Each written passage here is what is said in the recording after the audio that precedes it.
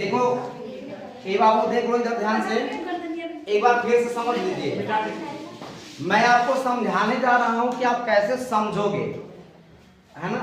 अब जैसे कि कोई भी लाइन, जैसे यहाँ पर देखो लिखा हुआ है 8/2, तो मैंने यहाँ 4 लिखा, तो कैसे लिखा ये आपको पता होना चाहिए। यहाँ पे 4 कैसे लिखा गया, 2 से 8 में भाग दिया गया तो 4 ऐसे लिखा गया।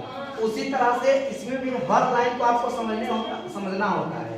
इस लाइन से इस लाइन में लिखी हुई बातों से ये वाली लाइन में कुछ अंतर रहता है, लेकिन मतलब उसका वही निकलता है, ठीक है।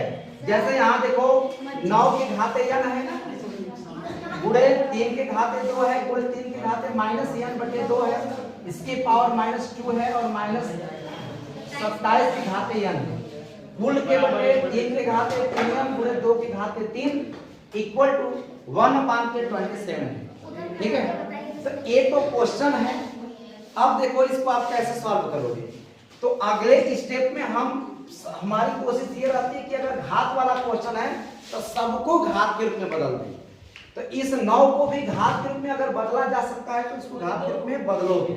कई के घात लिख सकते हो, 3 के घाते 2 लिख सकते हो, लिख सकते हो कि नहीं बताओ। क्या मैं 9 को 3 घाते 2 लिख सकता हूँ? लिख सकता हूँ ना। तो इसका मतलब तुमको समझ में आ रहा है। ये 3 के घाते 2 कैसे लिखा, अगर ये नहीं समझ में आ रहा है तो तुमको नहीं समझ में आ रहा है।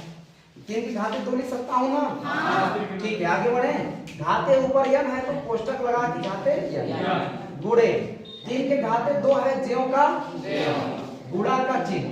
अब देखो यहाँ पर घात के ऊपर जब घात होता है तो घातों का गुणा हो जाता है। तो जब इसका इसमें गुणा होगा तो 2 से 2 कट जाएगा, माइनस बचेगा, माइनस का माइनस को गुणा होगा तो प्लस।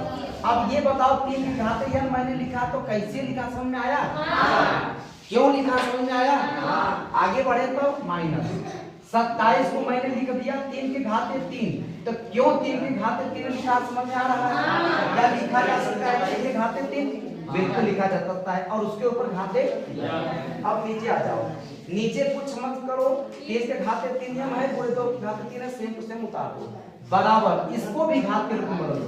तो 1/3 के घाते 3 लिख सकता हूँ 27 को। आगे बढ़े, अब अगली लाइन देखो, तीसरी लाइन में क्या करेंगे। देखो ये 3 है, ये भी 3 है, ये भी 3 है, सबका गुणा हो रहा है।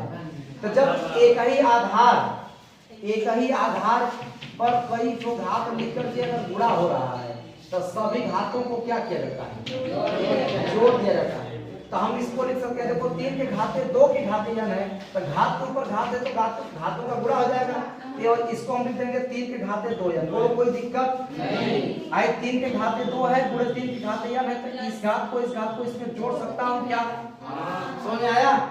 मत बात करो।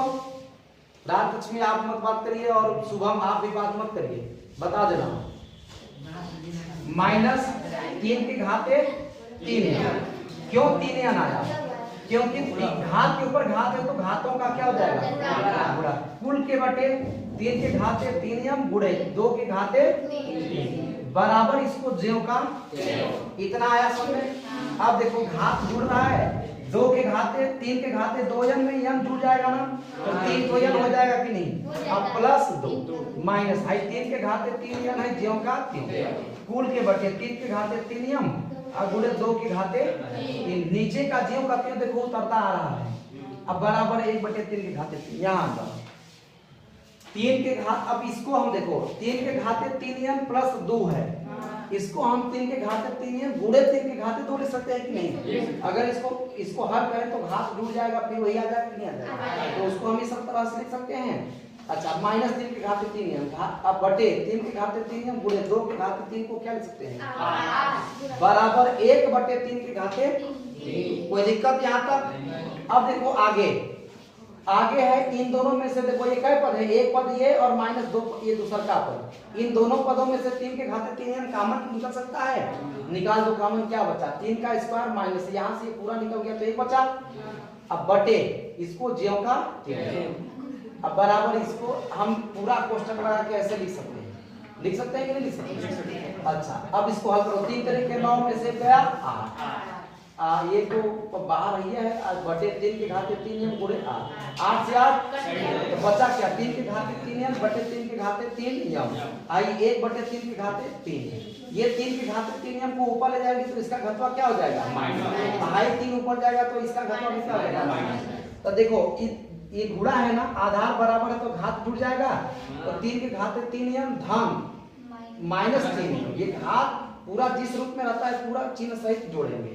अब बराबर 3 के घाते -3, इधरों 3 के घात है, इधरों 3 के घात है, घातों की क्या कर देंगे, घातों की तुलना करेंगे तो क्या मिलेगा, घात बराबर घात लिखेंगे। तो 3 के घाते 3 के घाते 3 m प्लस -3 m था, यही ना लिखेंगे, अब फिर बराबर -3 हो जाएगा।